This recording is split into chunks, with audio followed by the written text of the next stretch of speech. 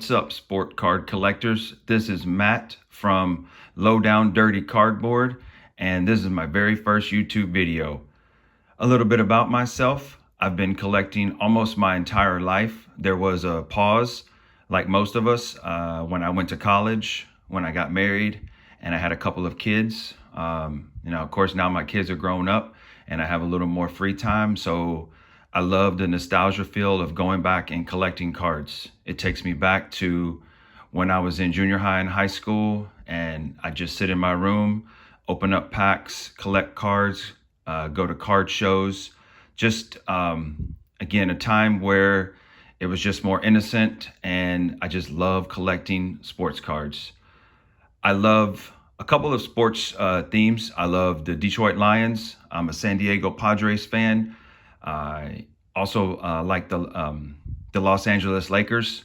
I live in a city right outside of Houston, so I'm a hometown boy. I was born and raised in Houston, so I root for the Astros, the Rockets, and also the Texans. So my collection style is a little different. I don't have a huge budget, so I pick and choose what I can collect, and making sure I get cards that I really, really want. I collect everything from vintage to, of course, the junk wax era, to recent stuff, because I love, getting sports cards of players that I love to watch on the field. And then I also collect a little pre-war.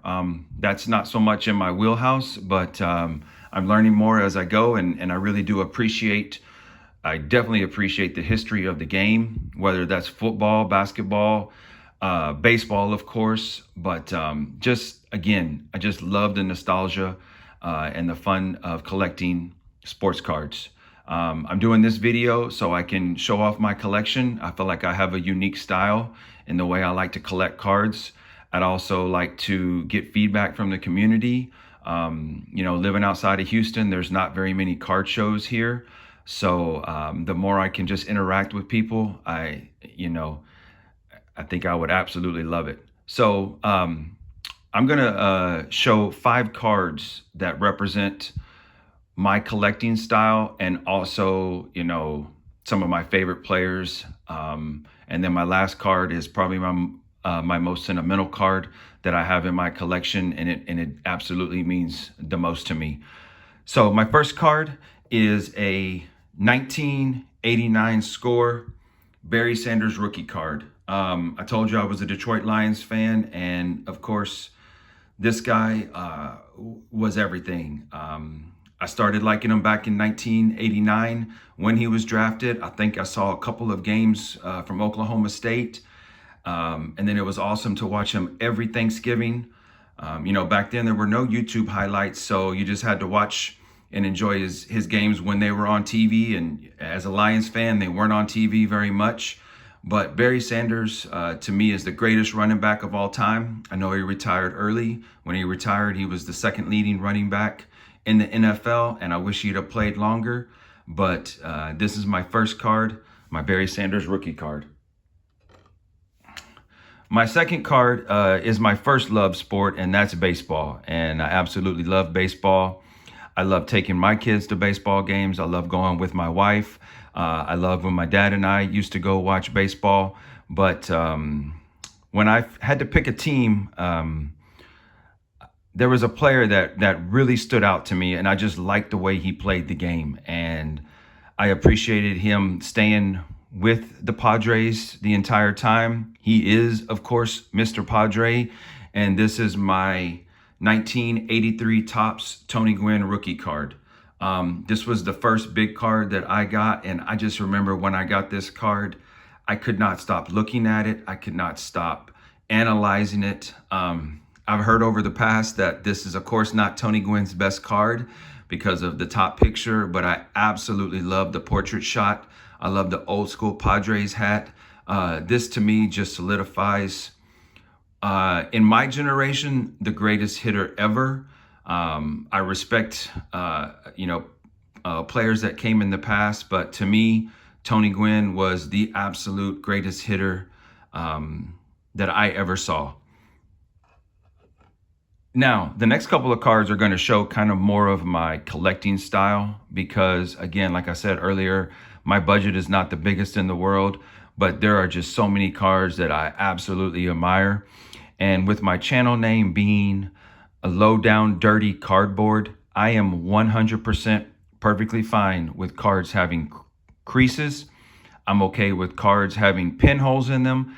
One of my favorite things is if a card has tape on it, because I know that that card was at some point well loved. One of the things about collecting older cards and cards being passed from person to person is the story behind the card and the fact that now I have that card and I'm just so curious about what the story was and how this card got to be the way it was. So one of my favorite sets to collect, and I probably have about 10 to 15 cards so far, and of course this is one of my new goals, is my favorite set is the 1933 Goudey set. And I just picked up this card a couple of months ago and I absolutely love it. I love it in so many reasons. Number one, as you can see, we got some dirty cardboard here. But another thing that I really, really love about this card is when it was in somebody's possession, as you can see right here, they decided to put a 400 in pencil. And then above that, they have three different numbers, 200, 265, and 271. And a couple of them are crossed out. And I love the fact they put a box around Mr. Eddie Collins' name up there. I love the blue background. I love the style of this card. I love that this card is smaller, so it's just something different. On the back, I love the back is pretty clean.